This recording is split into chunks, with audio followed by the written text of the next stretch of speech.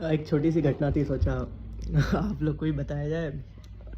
हमारे तो वृंदावन धाम में तो मेरे मित्र हैं एक साथ में।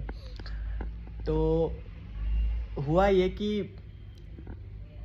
अ, जैसे हम तो सोए हुए थे, ये किसी से बात करते करते नीचे गए। तो नीचे ना अ, कोई महात्मा थे, तो वो ना सब जितने भी लोग थे, मतलब जितने भी जीव हैं, सबके पैर पड़ते हुए जा रहे थे। तो अब सामान्य सी बात है कि जैसे अब सबने सुना है कि जैसे भगवान के भक्तों का ये स्वभाव होता है कि सिया राम मैं सब जगह जानी, लोग सबके अंदर भगवान को, बहुत से लोग होते हैं सबके अंदर भगवान के दर्शन करते हैं। तो आते आते इसके पास भी आए, तो अब यह ज्ञानी भी इनको नहीं समझा, तो ये पूछे कि यार मतलब आप क्या कर रहे हैं, आप महात्मा हैं, मैं कौन होता हूँ जिसके आप पैर पड़ रहे हैं। तो उन्होंने बोला यार आप कलिकाल में जन्मे हैं, कलयुग का हर एक जीव मेरे लिए देवता समान है। तो अब ये जैसे तैसे करके आके इसने मुझे बताया कि यार ऐसा ऐसा हुआ। तो अब अचंभित सी बात है यार, वृंदावन धाम में एक से एक महात्मा ज्ञानी लोग रहते हैं, अगर वैसे में कोई आके अगर कोई साधारण मनुष्य के पैर पड़ रहा है तो ये आश्चर्य की, अचंभित की बात है।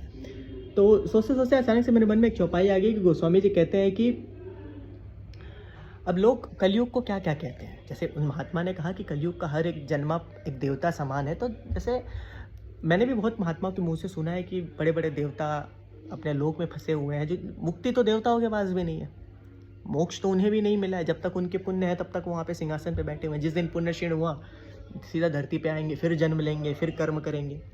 तो मुक्ति तो उनके पास भी नहीं है। और इतना ऐश्वर्य, इतना वैभव, इतना सुख वहाँ पे है स्वर्गलोक में कि वहाँ पे कोई भगवान का नाम कोई कहना चाहे राम कृष्ण नहीं कह पाएगा।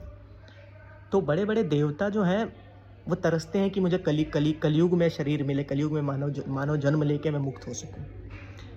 अब आजकल लोग कहते हैं कलयुग ये, कलयुग का प्रभाव ये, कलयुग ये करवा रहा है। लेकिन गोस्वामी जी कहते हैं कि कलयुग समयुग आन नहीं। यह है पहली ही लाइन में गोस्वामी जी ने ऐसी मोहर मारी कि कलयुग जैसा कोई युग नहीं। अरे जो नर कर विश्वास, गावहि राम गुण बिमल कथा, अरे भव बंधन होई पार। इस कलयुग में जो मुक्ति, जो भगवत प्राप्ति बाकी युगों में ध्यान हवन पूजा इत्यादि करके मिलती थी, इस कलयुग में से केवल नाम के सहारे, भगवत नाम भगवत स्मरण के सहारे इंसान मुक्त हो सकता है। ये कलिकाल की महिमा है। अब कलयुग का जीव फंसा हुआ है मोह में, कोई पैसे के पीछे है, कोई किसी के अंदर ईर्ष्या है, कोई माया, सब माया नच, भगवान की माया नचा रही है लोगों को। एक दूसरे को लोग देख के आगे, उससे आगे निकल, में से कैसे आगे निकले, ये सब ईर्ष्या है, ये दरिद्रता है, ये लोग फंसे हैं इसमें।